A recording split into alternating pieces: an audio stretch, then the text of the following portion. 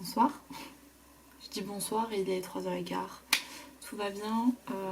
J'aime bien dire bonsoir en plein milieu de la journée. J'ai regardé des vidéos de pastel quand j'étais au collège et au lycée. Ça a dû m'influencer, je suppose. Il est 15h quelque chose. 15h22. On est le 8 septembre, au moment où je filme. Ça veut dire que dans à peu près 5 heures et quelques,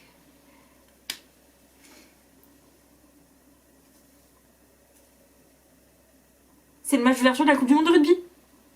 Mais comme on pollue un peu beaucoup et du coup il y a le réchauffement climatique, j'ai pas la tasse du Stade Toulousain ni rien. On a de l'eau aujourd'hui. D'ailleurs il me faudrait une tasse de l'équipe de France de rugby, ce serait beaucoup mieux je pense pour ce genre de vidéo. Ce serait beaucoup mieux. Ok, qui dit septembre dit rentrée. Qui dit rentrée dit... On est quoi, dans une chanson de Stromae là ou quoi? Qui dit rentrée dit 40 000 trucs à lire, qu'on soit du collège à la fac, voilà. Personnellement, comme vous le savez peut-être, j'ai déjà dit ça, je sais pas. J'ai fait un bac L, option anglais renforcé, j'ai eu mention bien. J'ai une note de ouf en littérature. Excusez-moi, j'en reviens toujours pas, merci Tirésias, le sang, Tirésias. J'ai une LLCR anglais dans la poche, une licence. Du coup, j'ai dû lire des trucs, mais surtout, j'avais lu des choses avant. Que ce soit au lycée, j'avais lu des choses avant. Enfin, bref, vous avez compris quoi. C'est pas, j'ai pas lu que des programmes scolaires. Et du coup, je me suis dit que comme c'était la rentrée, bon, depuis une semaine presque, mais bon, c'est pas grave. Comme on est dans le mois de la rentrée, j'allais pouvoir faire un top. Bah, c'est pas classé, hein, mais je vais faire une petite vidéo sur mes classiques préférés, mes classiques anglais préférés, mes classiques français préférés. Tout sera mélangé parce que faire 2 vidéos, je me suis dit que ce serait peut-être un peu long. Ou alors ce serait trop court. Enfin bref, vous avez compris quoi. C'était mieux d'en faire, plus pratique d'en faire 2. J'essaie d'en mettre quelques-uns, j'ai pas mis tout. Je me suis dit, Émile, tu vas n'en mettre qu'un. Parce que sinon j'aurais pu faire Émile Zola, ça, Émile Zola, ça, Émile Zola, ça, Émile Zola. J'aurais fait une vidéo. Je ferais peut-être une vidéo sur Émile Zola. C'est pas tout prévu dans mon programme, donc peut-être pas cette année du coup, parce qu'il y a des trucs qu'il faut que je relise et c'est le roman, ils sont comme ça. Mais je garde ça en tête. Voilà, donc déjà, mon handicap premier, on croirait à Pékin Express quand ils leur mettent des trucs en plus pour qu'ils soient handicapés. Bref. Ça, c'est mon premier handicap. J'ai aussi un disclaimer à faire. Ça va peut-être un peu manquer de femmes, j'en ai conscience. Premièrement parce que... Émile Zola. Non, premièrement parce que j'ai une palle de Jane Austen comme ça. Que donc en fait je peux pas parler de choses que je n'ai pas encore lues. Et aussi parce que j'en ai lu moins, tout simplement. Et aussi parce que mon handicap principal c'est de mettre qu'une seule fois un auteur ou une autrice. Et du coup je peux pas mettre l'intégralité de l'œuvre de Colette, donc j'en ai choisi qu'un. Donc voilà. Et ceci est une aparté pour mes amis qui m'ont entendu me plaindre pendant 3 ans d'ALCER que je n'aimais pas la littérature du XXe siècle. Et quand je faisais la liste, j'ai pas tout sélectionné du coup, parce qu'il fallait que cette vidéo ne dure pas 1h15 comme la précédente. Quand je faisais la liste, je me disais ah mais ça j'aime bien, mais c'est du XXe siècle, ah mais ça j'aime bien, mais c'est du XXe siècle, ah mais ça j'aime bien, c'est du XXe siècle. A library of confusion, vraiment, une bibliothèque de confusion. Voilà, je me suis fait dans mon téléphone un petit mémo parce que j'ai peur de parler dans tous les sens. Comme vous avez pu le voir dans les autres vidéos, parfois on part en 100% KO.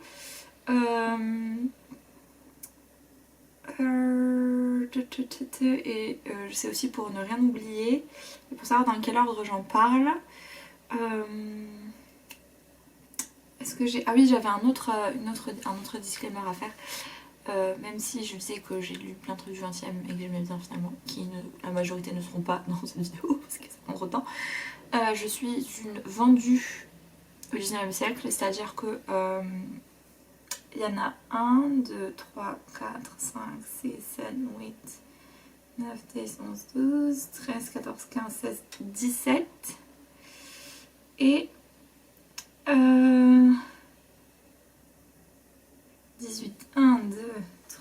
4, 5, 6, 7, 8, 9, 10, 11 sur 17 du 19e siècle. Bon, c'est parti, cette intro est trop longue, let's go. On commence avec les romans et l'ordre c'est roman, théâtre, poésie, anglais, français. Comme ça, vous n'êtes pas perdus. Donc on commence avec Jane Eyre. Alors de base, j'avais pas pris les... Je me suis dit que je prenais pas les livres parce que voilà. Mais en fait, je l'ai juste devant moi dans une trop belle édition. Voilà, donc je flex. Je l'ai acheté en Allemagne. Bon, c'est en anglais, hein. Mais je me suis dit que j'allais trop flex avec Jane Eyre, Wuthering Heights et The Tenant of Wildfell Hall. Que je n'ai toujours pas lu d'ailleurs. Je ferais que peut-être je le lise pour avoir lu les 3 sœurs montées. Voilà, il est trop beau. Donc Jane Eyre... Attendez.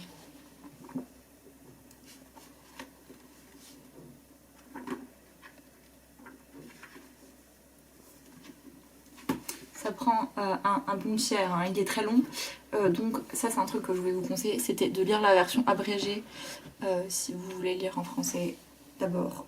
D'ailleurs, je disais ça, mais c'est pas parce que je vous donne des classiques anglais que vous lire en anglais si vous n'êtes pas anglophone ou que vous strugglez un petit peu pour lire en anglais, y a pas de souci. Et il existe donc pour Jane Eyre, et je pense que pour quasiment tous ceux que je vais dire, peut-être pas certains, mais pour une bonne partie, il existe des versions abrégées, et c'est quand même bien plus pratique si on n'a pas trop le temps ou si on est jeune, genre si vous avez 14 ans, vous avez envie de lire Jane Eyre en entier.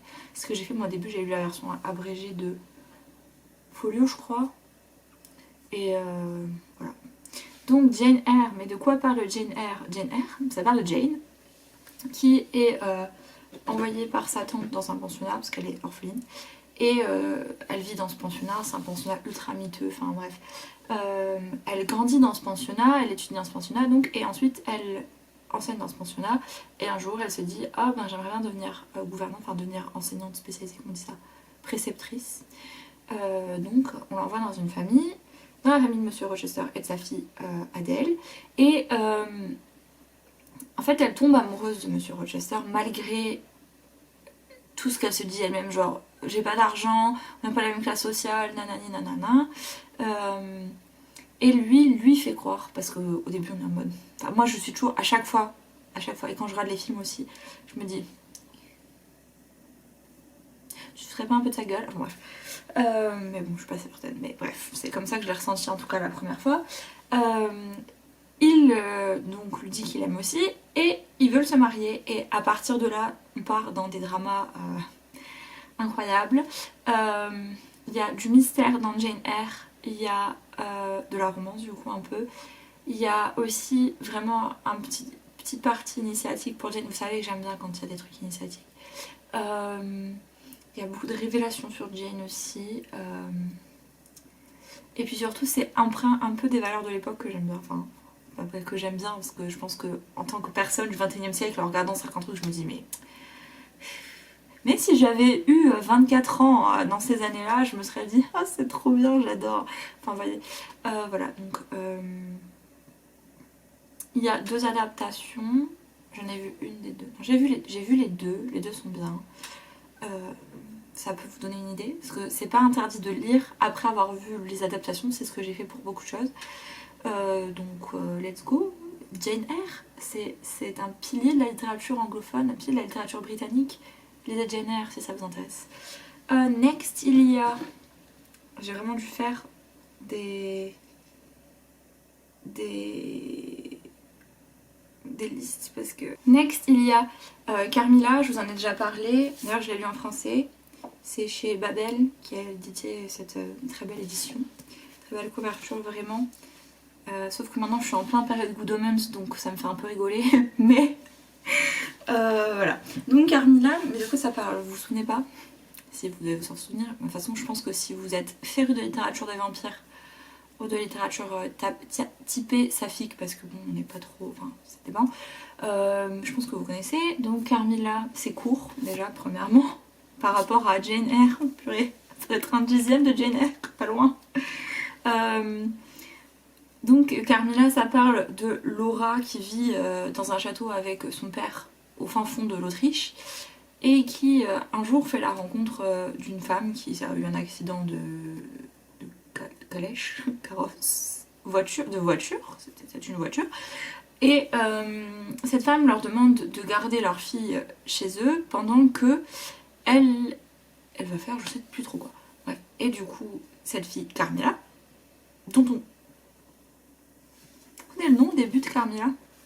Attendez.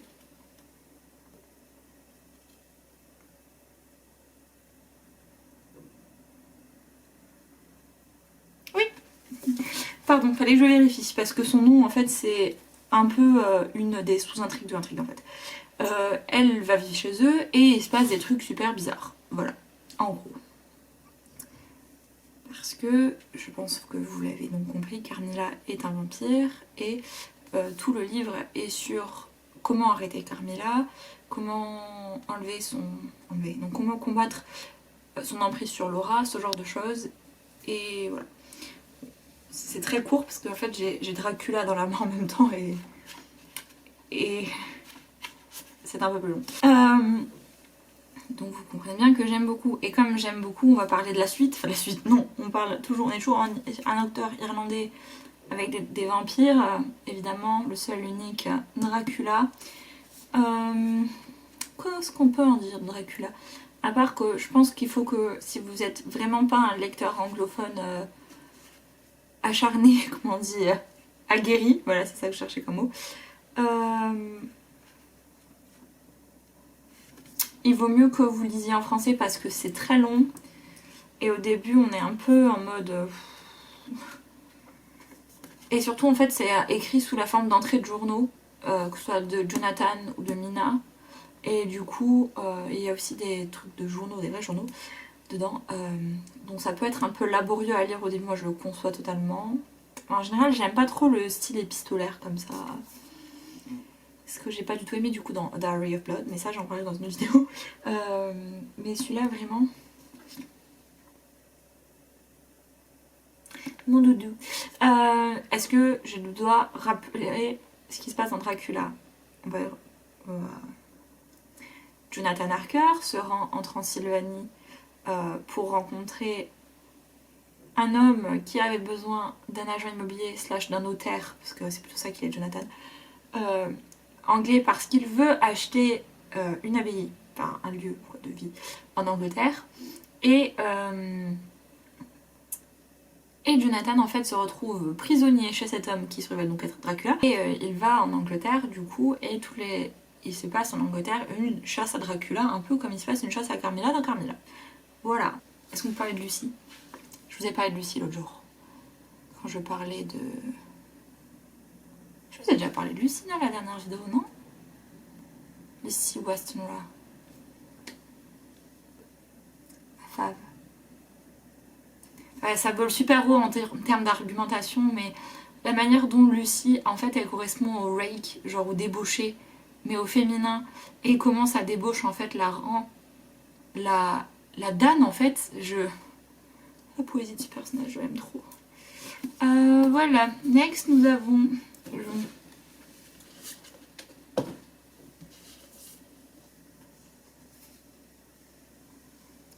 La lettre écarlate de Nathaniel Hawthorne, et je pense que je vais vous en parler, je l'ai écrit tout ce que je vais vous dire, pour vous en parler un peu moins de manière décousue et chaotique que je vous en ai parlé dans la vidéo du haul anglais où je l'avais acheté. Donc,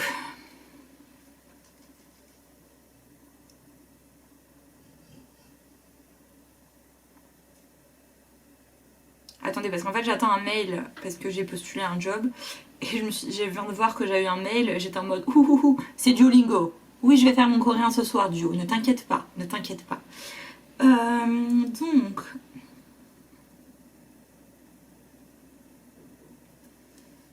The Scarlet Letter, la lettre écarlate en français, vraiment pour une fois ils ont traduit le livre, le titre très bien.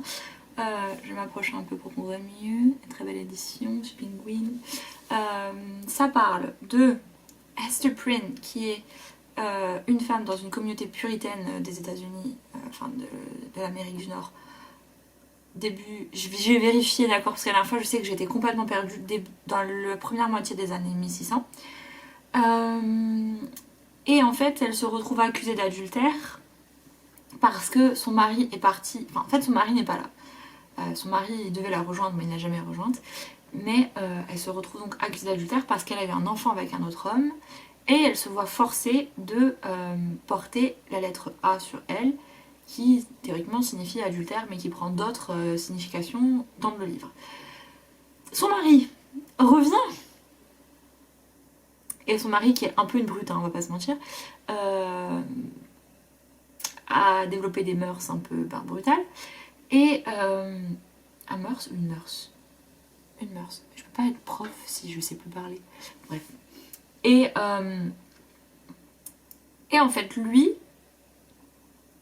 se met en tête de trouver l'homme avec lequel sa femme l'a trompé parce qu'elle en a jamais parlé. En fait, elle n'a pas dévoilé l'identité de cet homme. Mais selon lui, en fait, la culpabilité de l'acte d'adultère devrait être partagée entre elle et cet homme, en fait. Et c'est pas normal pour lui que le tort soit uniquement porté sur sa femme. Voilà. En gros, c'est ça. Et donc, on suit son mari qui essaye de trouver la personne, sauf qu'on apprend en fil du truc qui c'est la personne, puisque Esther lui parle de temps en temps. Et du coup, ce qui fait que j'aime vraiment particulièrement ce livre, vraiment, c'est que c'est un roman historique qui est très bien réalisé au niveau historique. Ce que j'aime vraiment, vraiment dans le contenu pur, c'est que Esther, c'est un personnage qui est très, très, très résignée. Pardon, je cherchais le mot. J'avais déjà 5 minutes et je l'ai oublié. Elle est très résignée puisque finalement elle accepte le sort qui lui incombe. Même si du coup ça la met un peu au banc de la société, mais elle se laisse pas abattre en fait. Elle reste digne dans sa punition. Et du coup je l'ai vu, enfin je l'ai étudié ce livre à la fac, hein, donc en Angleterre, donc je sais à peu près que on peut considérer, même sans avoir besoin d'être universitaire pour le savoir, considérer Esther comme vraiment une figure du féminisme en littérature, mais est-ce qu'on peut vraiment considérer que Nathaniel Hawthorne s'est levé un matin et s'est dit aujourd'hui je vais faire de ma personnage principale une héroïne du féminisme? Je sais pas, mais en tout cas on voit vraiment à travers le livre que d'après lui, parce qu'on prend plutôt le parti d'Esther du coup, et le parti du mari, parce que le mari il pense à peu près comme nous, ce n'est pas normal que la faute soit rejetée uniquement sur elle. Et c'est ça que j'aime bien dans ce livre. Et finalement il est pas très long, mais c'est aussi un livre que si vraiment vous n'êtes pas très, très à l'aise en anglais, je vous conseillerais de lire en français, parce que c'est mieux. Et en plus c'est un classique, donc vous devrez pouvoir le trouver assez facilement. Suivant. Ah, on passe à la France maintenant. Bon. Évidemment, il a fallu faire des choix. Et pour Émile Zola, ça s'est joué entre Nana, Au bonheur des dames, et Thérèse Raquin. J'avais une édition un peu plus moderne quelque part, mais je remets pas bien dessus.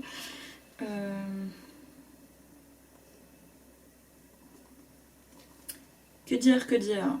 Premièrement, ce qu'il y a à dire, c'est que ce soit Nana ou Au bonheur des dames, c'est vraiment des trucs à lire. Surtout Au bonheur des dames, c'est vraiment assez court pour du Zola. Et ça se lit vachement bien. Le vocabulaire est plutôt concis, le vocabulaire est plutôt abordable, c'est sur les grands magasins en fait au 19e siècle et enfin les grands magasins type la Samaritaine à Paris. Je pense que ça doit être plus que légèrement inspiré par ça. Et Nana, c'est sur Nana, qui est une espèce de meneuse de revue, un peu comme ça, et slash prostituée, qui vit dans le grand luxe, mais qui a des problèmes dans sa vie, quoi, en gros. Voilà. Parlons de Thérèse, maintenant. Pourquoi est-ce que j'aime Thérèse Raquin? Parce que j'aime bien quand on arrive à écrire des femmes qui ont des défauts. Et vraiment, Thérèse, elle en est emplie, mais ça fait... elle aime bien Thérèse, on la déteste Thérèse, et je vais vous expliquer pourquoi tout de suite. L'histoire de Thérèse Raquin, voilà. Donc Thérèse est élevée par sa tante, un petit peu finalement comme Jane Eyre, est élevée par sa tante qui a un fils qui est vraiment très... il est tout le temps malade, il est très fragile au niveau de la santé, et elle grandit avec lui, et... En fait, elle se sent obligée, elle est obligée un peu d'épouser son cousin une fois arrivée à l'âge adulte, c'est pour ça qu'il s'appelle Camille. Et ils habitent, je crois, en Normandie, enfin bref, dans un petit coin de la campagne. Et Thérèse, elle, sa lubie, mais je crois que sa lubie Thérèse, c'est d'aller vivre à Paris. Du coup, tout le monde va vivre à Paris, ils ouvrent une petite mercerie. Et non, attendez, c'est la lubie de Camille, donc d'aller vivre à Paris, excusez-moi, ce qui veut devenir fonctionnaire, je crois. Et du coup, il trouve un travail à Paris, et sa mère, Madame Raquin, et Thérèse ouvrent une mercerie à côté de leur maison, je crois, dans Paris. Voilà. Et Thérèse, en plus, elle se fait un peu chier, quoi, Thérèse. On est d'accord. Et ils rencontrent, enfin, tous les jours, de temps en temps, en tout cas, il y a des gens qui viennent jouer aux cartes, tout ça. Et un jour, Camille ramène un de ses collègues, Laurent, donc il travaille au chemin de fer. Et Laurent, son gros délire, lui, son gros délire. Et Laurent, lui, en fait, c'est un peintre raté, voilà. Sauf que, il plaît incroyablement instantanément à Thérèse, qui adore le voir peindre, qui adore être peinte par lui, enfin bref. Et il se noue une liaison entre Thérèse et Laurent. Sauf que ils se rendent bien compte qu'ils ne pourront jamais vivre leur amour au grand jour, puisque Camille existe. Voilà. Et donc, qu'est-ce qu'ils vont faire de Camille? Donc, ils se débarrassent de Camille. Et à partir de ce moment-là, ils sombrent tous les deux dans une espèce de paranoïa constante, c'est-à-dire que Laurent ne peint plus que le visage de Camille. Tous ces tableaux ressemblent à Camille en fait, il ne peut plus rien peindre d'autre. Enfin, Madame Raquin se doute de certaines choses, donc tout est vraiment... est vraiment fait en fait pour qu'ils perdent la tête tous les deux et qu'ils commencent à avoir des suspicions là sur... Enfin, la relation elle tourne au fiasco direct en fait, enfin bref. Ce qui fait que j'aime trop ce livre, déjà c'est le personnage de Thérèse qui est vraiment, comme j'ai dit, elle est pleine de défauts. Et puis elle essaye de se sortir de ce quotidien, mais ce quotidien la rattrape parce que finalement tu peux pas sortir de ton quotidien. C'est rare quand même qu'on puisse sortir du chemin qui est prévu pour nous par la société là-dedans. Hein. Et elle essaye, hein, mais elle n'arrive pas, c'est pas possible. Je vais m'étouffer, je pense. Parce qu'entre le livre qui sort, je pense qu'il doit être plein de poussière ce truc. La chaleur, le fait qu'on a le ventilateur le fait qu'il y ait le ventilateur qui tourne toute la journée, parce que oui, c'est ce que je voulais dire tout à l'heure, on est le 8 septembre mais il fait 72 degrés dehors. Pour une fois je ne coule pas, au moins c'est très bien, enfin bref. Il y a une adaptation de Thérèse Raquin avec Elizabeth Olsen et Oscar Isaac qui est, ma foi, retranscrit vraiment bien, je trouve, d'après moi, comment on dit, l'oppression en fait qu'elle sent autour d'elle, Thérèse, tout le temps. Et c'est plutôt pas mal. Voilà. Je voulais parler de Mitsu sous-titré Ou comment l'esprit vient aux filles de Colette, oulala, que je n'ai pas en format physique puisque je l'ai lu une fois en retour de vacances sur mon téléphone. Voilà. Écoutez, elle est morte depuis quelques temps. Le copyright pour ça, ça me dérange un peu moins pour les auteurs qui sont morts depuis 30 000 ans et qui de toute façon ne touchent plus rien sur ce qu'ils ont écrit. Donc, Mitsu, ou comment l'esprit vient aux filles, c'est un peu comme Thérèse Raquin pour certaines choses, vraiment. Mitsu, c'est une...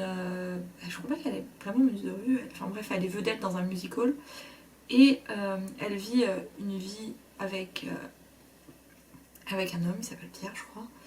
Et elle s'emmerde dans sa vie. Enfin, je suis désolée du mot employé, mais il n'y a pas d'autre mot à employer que celui-là. Vraiment, sa vie est monotone. Alors qu'elle aurait tout pour être heureuse, vraiment. Genre, elle a des gens qui l'applaudissent, elle reçoit des cadeaux. Enfin, mais elle vit une vie fade avec cet homme, et avec la vie qui s'appelle bien Pierre, je crois. Et un jour, une de ses collègues fait rentrer dans sa loge 2 soldats, et elle les cache dans son placard. Et c'est comme ça que Mitsu rencontre un des soldats dont j'ai complètement zappé le nom, je sais bien d'avoir fait mes recherches avant. Et en fait, il tombe radin l'un de l'autre. Et il est renvoyé au front, enfin en caserne et tout ça. Et ils s'écrivent des lettres, ils s'écrivent des lettres, ils s'écrivent des lettres, qui fait naître en eux cet amour vraiment et qui le développe, hein, voilà. Sauf que quand l'homme revient, en fait, il se rend compte que Mitsu est complètement... Elle est aussi fade que la vie qu'elle mène. Voilà, c'est ça. Mitsu est aussi fade que la vie qu'elle mène. Et ça amène certaines choses. Puisque finalement, c'est pas du tout la personne avec laquelle il a discuté par lettre qu'il a rencontré en physique. Enfin, vous voyez ce que je veux dire. Et du coup, alors il me semble que Mitsu c'était assez court. Alors j'ai vu qu'il y avait 250 pages, je crois. Il me semblait bien que c'était bien plus court. Hein. Alors est-ce que j'ai lu une version abrégée de Mitsu? Mais en tout cas, vraiment, on se prend pour la passion et d'un coup, on se dit ah ouais, il a raison en fait. Elle est vraiment vide. C'est une coquille vide pour certaines choses, Mitsu, vraiment. Mais comme vous savez, du coup, maintenant que j'aime bien tous les trucs un peu initiatiques, cette expérience, elle permet à Mitsu en fait de changer. Même si elle changera pas avec ce soldat, elle change dans sa vie. Et c'est ça que j'ai bien mis. Il y a une petite morale à Mitsu, vraiment. Voilà, j'en ai parlé très rapidement.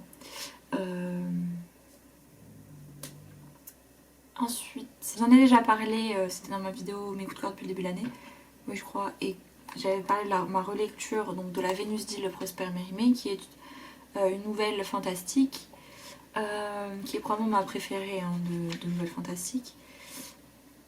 Et je vous avais dit que j'avais bien aimé tout l'aspect géographiquement, enfin ce genre de choses. Et donc je rappelle donc le petit plot. C'est le narrateur s'en va dans les Pyrénées pour rencontrer Monsieur Peyrade qui a trouvé une Vénus dans son jardin. C'est aussi la semaine du mariage du fils Peyrade.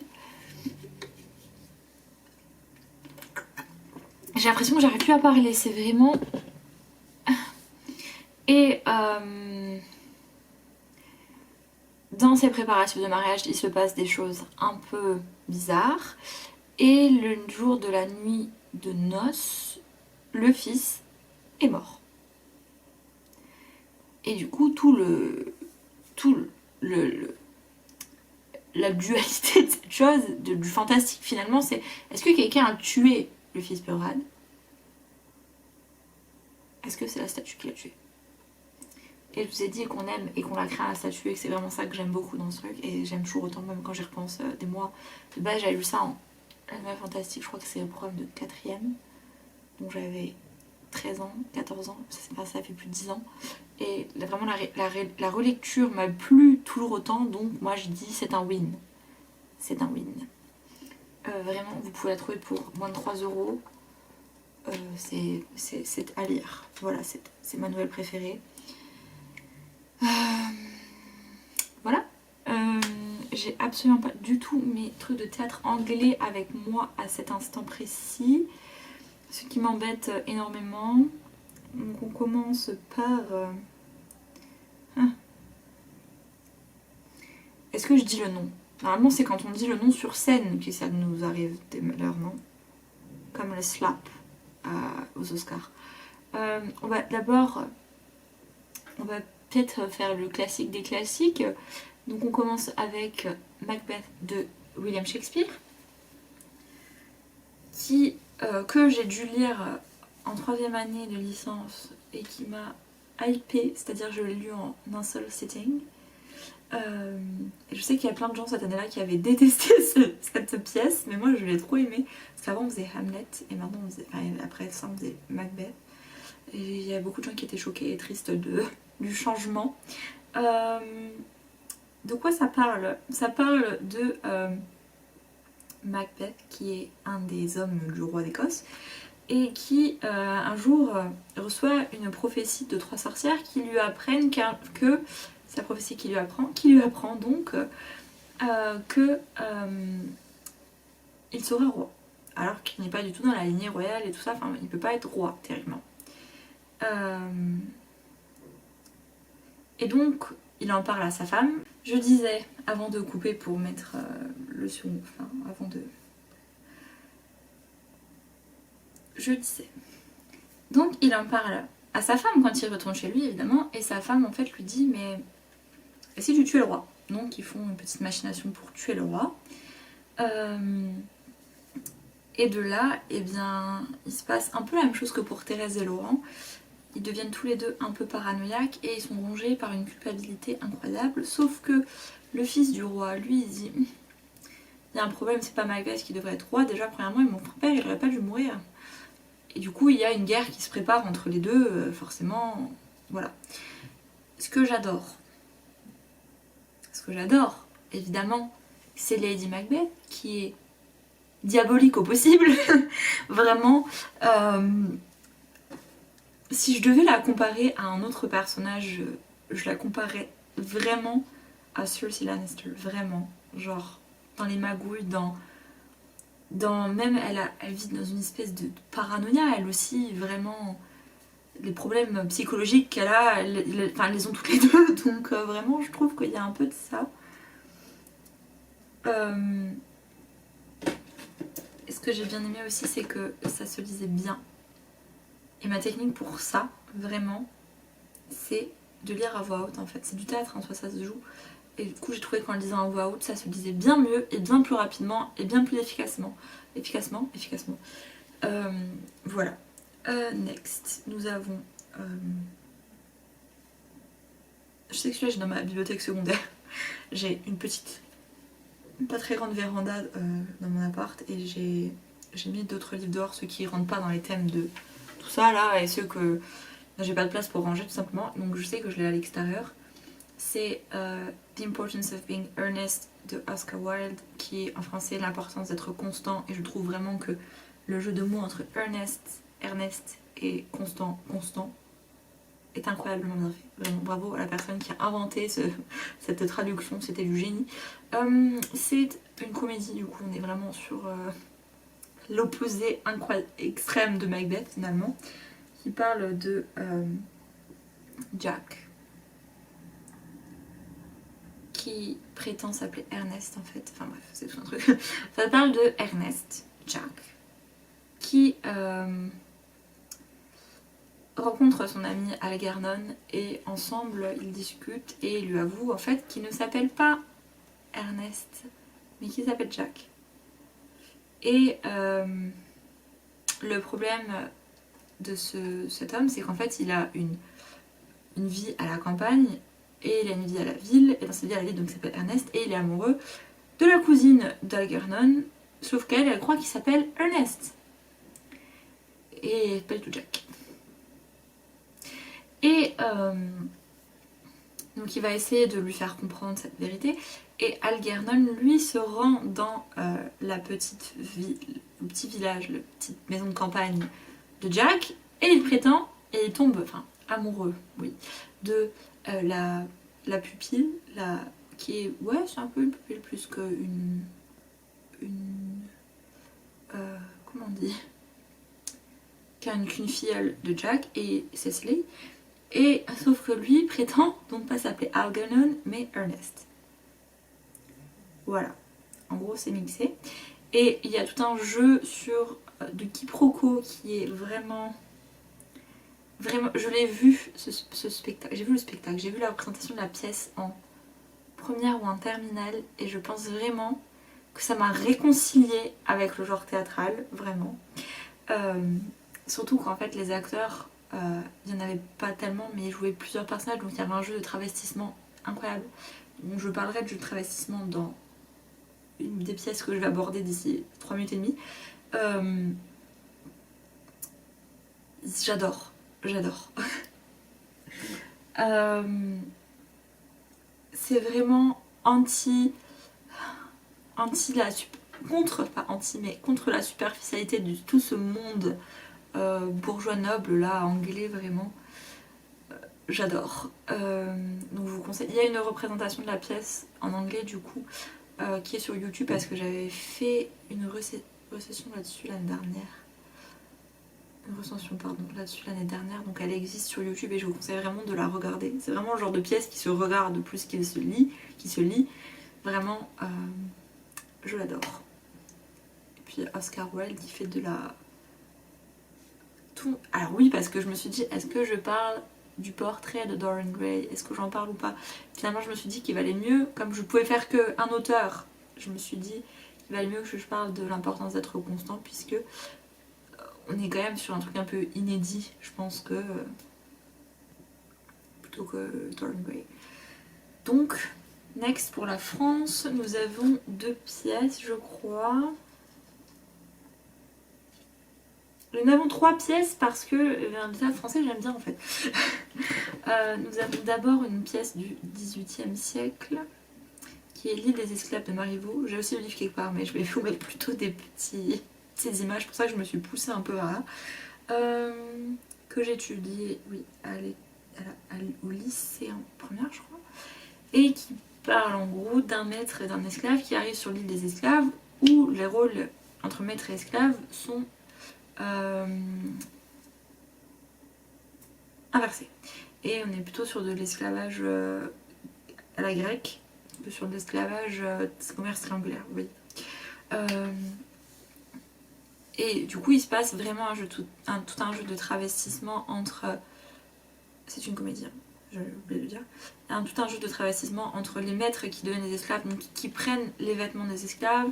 Enfin, il se passe plein de trucs. Et puis, il y a aussi une maîtresse et une esclave. Enfin, je l'aime beaucoup cette pièce qui est... Déjà, la littérature du 18e, j'en aime pas tellement que ça.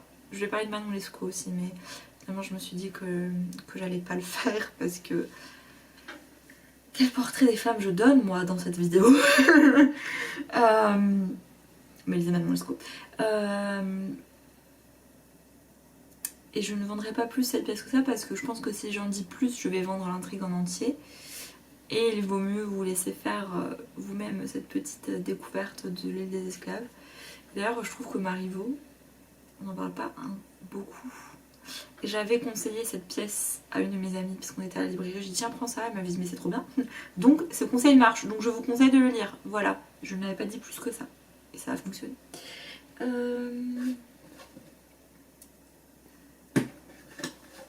Parlons ensuite de La machine infernale, Jean Cocteau.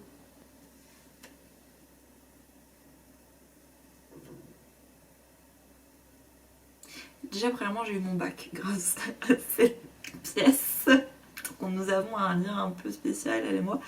Mais surtout, c'est une réécriture du mythe d'Oedipe au XXe siècle.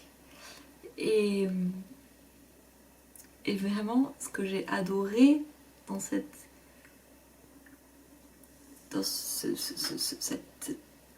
pièce, c'est l'ajout du fantôme de Laïus, donc le père d'Oedipe qui a tué. Et qui vient foutre la merde là-dedans, vraiment. Donc c'est une réécriture d'Oedipe, donc je pense que j'ai pas besoin de vous expliquer le plot pour ça. C'est pour ça que finalement la partie théâtre risque d'être assez courte, puisque la pièce suivante est aussi une réécriture d'un mythe que vous deviez connaître, je pense. De fille d'Oedipe, Antigone.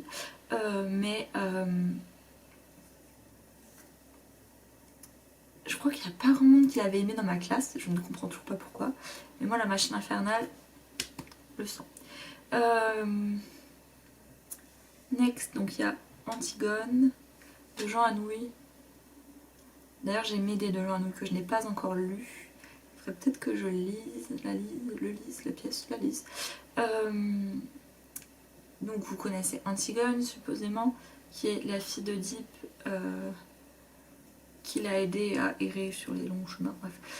Les frères d'Antigone se sont tués l'un l'autre, et elle essaie de faire comprendre à son oncle que les frères doivent avoir une sépulture, tout ça, et lui il veut pas, et du coup ça dit des éléments tragiques les uns après les autres.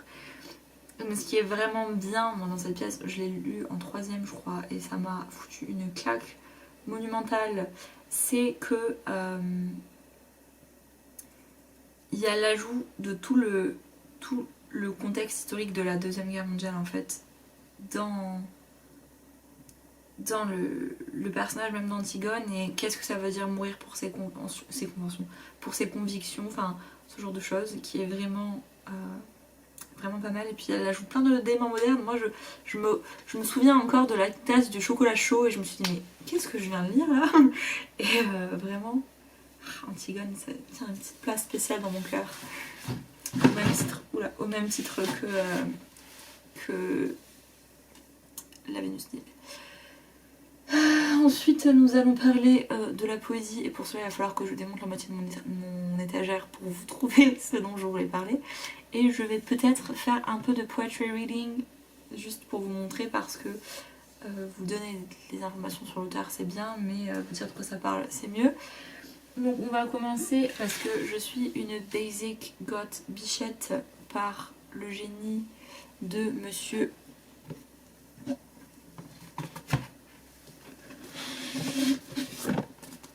Poe. Et d'ailleurs, puisque je suis une personne de qualité et de goût, je ferai, je pense, une review de la série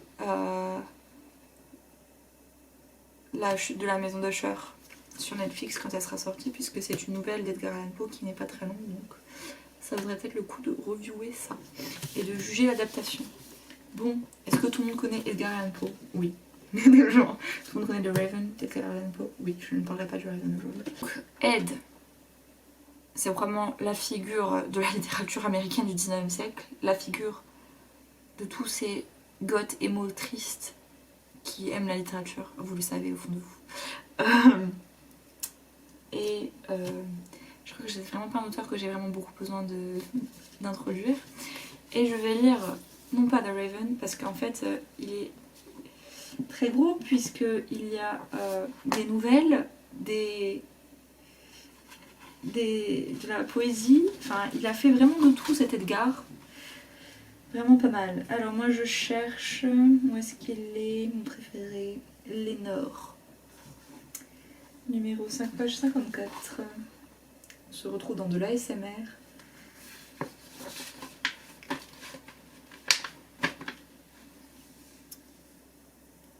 Je préviens d'avance, si vous n'avez pas le poetry reading qui suit, c'est que j'ai très mal lu et que c'était très laid et que ça ne servait à rien. Lénore, c'est un poème qui parle de la mort de l'être aimé et comment on retrouve l'être aimé dans la mort. Enfin, c'est vraiment... J'adore Lénore. Ok. Donc c'est en anglais, hein. Je lirai des trucs en français après, mais... J'ai pas envie de tout casser. Ah, broken is the golden bough, the spirit flown forever. Let the bell toll, a saintly soul floats on the Stygian river. And Guinevere, have thou no tear, weep now or nevermore. See, on yon drear and rigid bier, low lies thy love, Lenore. Come, let the burial rite be read, the funeral song be sung, an anthem for the queenliest dead that ever died so young. A dirge for her, doubly dead, that she died so young. Wretches, you loved her for wealth, and you hated her for her pride, and when she fell in feeble health, you blessed her that she died. How shall the ritual then be read, the requiem how be sung? By you, by yours, the evil eye, by yours the slanderous tongue, that did to death the innocents that died and died so young. The Cadmus yet rave not thus, but let a Sabbath song go up to God so solemnly the dead may feel no wrong. The sweet Lenore hath gone before, with hope that flew beside, leaving thee while for the dear child that should have been thy bride. For her the fair and debonair that now so lowly lies, and the life upon her yellow hair, but not within her eyes. The life still there upon the hair, death upon her eyes. Avaunt, avaunt to France, from finds the indignant ghost is riven, from hell unto a high estate within the utmost heaven, from moan and groan to a golden throne beside the King of heaven. Let no bell toll, then, lest her soul, amid its hallowed mirth, should catch the note as it doth float up from the damned earth. And I tonight my heart is light, no dirge will I appraise, but waft the angel on her flight with the pain of all days. Voilà, j'espère avoir lu ça très bien parce que sinon ce sera coupé au montage. Je vais parler ensuite de mon poète préféré, que je pense que personne ne connaît puisqu'il est dans un triptyque ici, dans ce livre que j'ai acheté en Angleterre qui m'a coûtait beaucoup trop cher pour ce que c'était, je pense que je me suis fait arnaquer, enfin bref. Il est avec Byron and Shelley et c'est donc John Keats qui est probablement le moins connu des trois, celui qui a le moins écrit, mais l'introduction du livre dit que l'œuvre de Byron et Shelley elle est très quantitative et l'œuvre de Keats est très qualitative parce qu'il y en a beaucoup moins et elle est mieux. Enfin vraiment, le peu qu'il nous a laissé était très bon. John Keats qui est un petit phtisique, il avait la tuberculose, le pauvre il en est mort. Il n'a pas vécu très longtemps donc c'est pour ça aussi que il n'a pas écrit beaucoup, logique.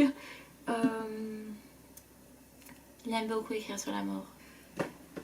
J'aurais bien aimé vous lire son poème le plus connu qui est The Eve of Saint Agnes. Mais il fait 42 strophes et je pense que j'ai pas envie de vous saturer de poèmes. Donc je vais lire le deuxième plus connu qui est La Belle Dame sans merci. Et La Belle Dame sans merci parle d'un chevalier en fait qui est mort et qui est rejoint par la Belle Dame sans merci qui veut l'emmener avec lui mais en fait bah, il est mort. Voilà. Oh, what can ail thee, knight at arms, alone in pity loitering? The siege has withered from the lake, and no birds sing. Oh, what can ail thee, knight at arms, so haggard and so woebegone? The squirrel's granary is full, and the harvest done. I see a lily on thy brow, with anguish moist and fever dew, and on thy cheeks a fading rose, fast withereth too. I met a lady in the mead, full beautiful, a fairest child. Her hair was long, her foot was light, and her eyes were wild. I made a garland for her head, and bracelets too, and fragments own. And she looked at me as she did love, and made sweet moan.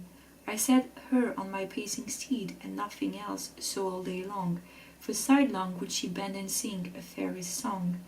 She found me roots and really sweet, and honey wild and manna dew, and sure in language strange she said, I love thee true. She took me to her elfin grot, and there she wept and sighed full sore, and there I shut her wild, wild eyes with kisses four. And there she lulled me asleep, and there I dreamed a whoop-tide, the latest dream I ever dreamt on the cold hillside. I saw pale kings and princes too, pale warriors, death pale were they all. They cried, La Belle Dame sans merci, the half in thrall. I saw their starved lips on the gloam with horrid warning gaped wide, and I awoke and found me here, on the cold hillside. And this is why I surgeon here, alone in pity loitering, that the siege is withered from the lake, and no birds sing. Ah! That's all I have to say about it. Je terminerai la poésie anglaise avec Arthur Lord Tennyson, pardon, que j'ai découvert, spoiler alerte, dans Penny Dreadful, puisqu'il y a un épisode qui lui est un peu concerné, enfin pas un peu, qui lui est un peu dédié, mais pas vraiment, enfin l'épisode commence avec la mort d'Alfred Tennyson, premier épisode de la saison 3 il me semble. Alfred Tennyson c'est un lord, donc bon, parfois il dit des trucs un peu bizarres. Pour ça que j'ai bien aimé le rencontrer dans... Non pas du tout. J'ai bien aimé le rencontrer dans mon cours d'histoire des Caraïbes. Pas du tout. Il aime bien, enfin c'est quand même la figure de la littérature victorienne je pense. Il aime bien parler de tout ce qui est légende arthurienne, tout ça, donc moi j'adore la légende arthurienne, donc vous comprenez bien que je vous aurais bien lu Sir Galahad, parce que c'est mon préféré Galahad, je vous rappelle. Je vous rappelle, vous le savez peut-être pas, mais Galahad est mon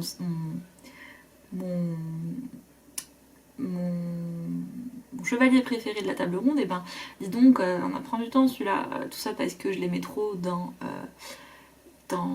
Sacré Graal et aussi parce que cette image. Voilà, donc bon. Mais je pense que je vais vous lire plutôt Saint Agnes Eve, parce qu'apparemment tout le monde aime bien écrire sur la Sainte Agnès, qui est en fait une espèce de tradition où la veille de la Sainte Agnès, les filles, parce que c'est que pour les filles, parce que je pense que c'est pas pour les femmes, c'est pour les filles, aiment bien... en fait, il y a une tradition selon laquelle à la Sainte Agnès, si elles prient, elles se mettent dans un truc comme ça, enfin un rituel un peu chelou, et qu'elles prient à Sainte Agnès, on leur enverra un homme en fait, voilà. Je vais essayer... Non, c'est pas vrai. Voilà. c'est parti, c'est Saint Agnes Eve. Deep on the convent roof the snows are sparkling to the moon, my breath to heaven like vapour goes, may my soul follow soon. The shadows of the convent towers slant down the snowy sward, still creeping with the creeping hours that lead me to my Lord. Make thou my spirit pure and clear, as are the frosty skies, or this first snowdrop of the year that in my bosom lies. As these white robes are sold in dark to yonder shining ground, as this pale tapered earthly spark to yonder argent round, so it shows my soul before the Lamb, my spirit before thee, so in mine earthly house I am, to that I hope to be. Break up the heavens, O Lord, and far, through all yon starlight keen, draw me thy bright, a glittering star, in raiment white and clean. He lifts me to the golden doors, the flashes come and go, all heaven bears her starry floors, and strews the lights below, and deepens on and up, the gates roll back and far within. For me the heavenly bridegroom waits to make me pure of sin, the Sabbath of eternity, one Sabbath deep and wild, a light upon the shining sea, the bridegroom with his bride. Il est trop beau. Oh Alfred, mon Dieu. On termine par 2 poètes français. On commence par Alphonse de Lamartine. Je vais lire un poème évidemment sur mon téléphone parce que je cherche une édition belle des méditations poétiques que je ne trouve pas et ça m'énerve. Alphonse de Lamartine, c'est un romantique. C'est peut-être pas mon romantique préféré quand on prend tous les romantiques ensemble parce que Alfred, je vais dire Alfred de Musset, mais les deux Alfred en fait, je les aime les deux Alfred. Mais niveau poésie quand même, je pense qu'il est au-dessus de tout le monde. Je pense que je vais vous lire son poème le plus connu qui est Le Lac, mais qui parle aussi du deuil,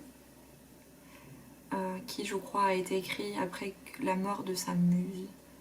Et ça parle du lac où ils aimaient bien se rendre tous les deux. Si les copines voient ça, j'ai besoin d'une belle édition des méditations poétiques s'il vous plaît, merci.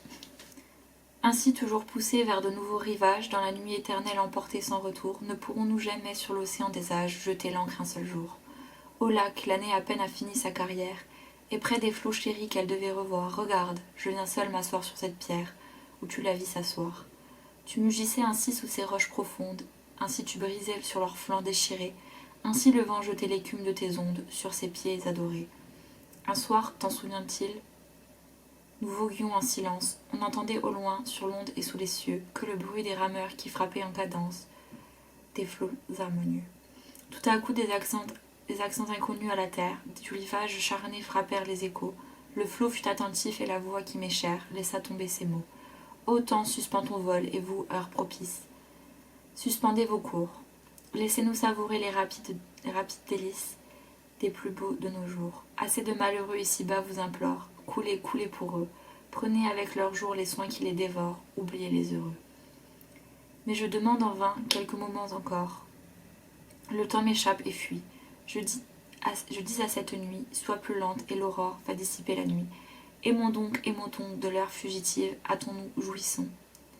L'homme n'a point de port, le temps n'a point de rive, il coule et nous passons. Tant jaloux se peut-il que ces moments d'ivresse où l'amour à long flot nous verse le bonheur, s'envole loin de nous de la même vitesse que les jours de malheur. Et quoi n'en pourrons-nous fixer la moindre au moins la trace? Quoi passer pour jamais, quoi tout entier perdu? Ce temps qui les donna, ce temps qui les efface, nous les rendra plus. Éternité, néant passé, sombres abîmes, que faites-vous des jours que vous engloutissez? Parlez, vous rendrez-vous ces extases sublimes que vous nous ravissez? Au lac, aux rochers muets, grottes, forêts obscures, vous que le temps d'épargne ou qu'il peut rajeunir, gardez de cette nuit, gardez belle nature, au moins le souvenir. Qu'il soit dans ton repos, qu'il soit dans tes orages, beau lac et dans l'aspect de tes riants couteaux, et dans ces noirs sapins et dans ces rocs sauvages qui pendent sur tes eaux, qu'il soit dans le zéphyr qui frémit et qui passe, dans les bruits de tes bords par tes bords répétés, dans l'astre au front d'argent qui blanchit ta surface de ses molles clartés. Que le vent qui gémit, le roseau qui soupire, que les parfums légers de ton air embaumé, que tout ce qu'on entend, l'on voit ou l'on respire, tout disent, ils ont aimé. Ils ont aimé. Les liaisons, c'est important. Et je vais terminer en lisant Seigneur, pourquoi l'amour de Anna de Noailles, qui vient du XXe siècle. Waouh, vraiment, je me découvre une passion pour le XXe siècle, c'est incroyable. Et elle est un peu dans le... C'est un peu la... En fait, que ce soit Poe, Keats, Tennyson un petit peu moins, mais Lamartine et Anna de Noailles, il y a quand même beaucoup de points communs. Qui l'eût cru, franchement. Ça s'appelle donc Seigneur, pourquoi l'amour? Seigneur, pourquoi l'amour? Seigneur, pourquoi l'amour et son divin supplice sont-ils entre deux cœurs noblement rapprochés, comme un glaive qui rend une inique justice et qui toujours châtie un mystique péché? Tour à tour l'un des deux est votre humble victime. Il doute, il est brûlant, bondissant, abattu, les regards hébétés, il mesure l'abîme, où le buisson ardent parlait et puis s'est tu. Mon Dieu, dans ses amours, la douleur est si forte que malgré le courage, on ne peut pas vouloir être celui des deux qui chancelle et qui porte tout le poids d'un si lourd et cuisant désespoir. Faut-il que l'un des deux seulement reste libre, que tour à tour l'on ait le calme ou le désir, et que l'amour ne soit que l'instable équilibre d'être celui des deux qui ne va pas mourir?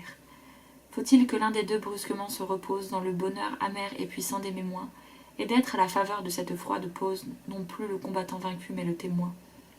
D'être celui des deux qui n'est pas l'humble esclave, dont on voit panteler la muette terreur, et dont les yeux pareils à des torrents de lave font un don infini de soupirs et de pleurs. On a besoin parfois de la douleur de l'autre, de ses bras suppliants, de son front inquiet, penché comme celui du plus doux des apôtres sur son céleste ami qui songe et qui se tait. On a besoin de voir sourdre au bonheur de la vie cet ineffable sang des larmes de cristal, offrande qui toujours répond à notre envie, dépie la douleur et son puissant signal. Et moi qui me revais de vos grâces précoces, comme un brûlant frelon dans un lit engouffré, cher épars, qui j'ai, plus à mon tour pleuré, pourrais-je pardonner à mon âme féroce la paix qui m'envahit quand c'est vous qui souffrez?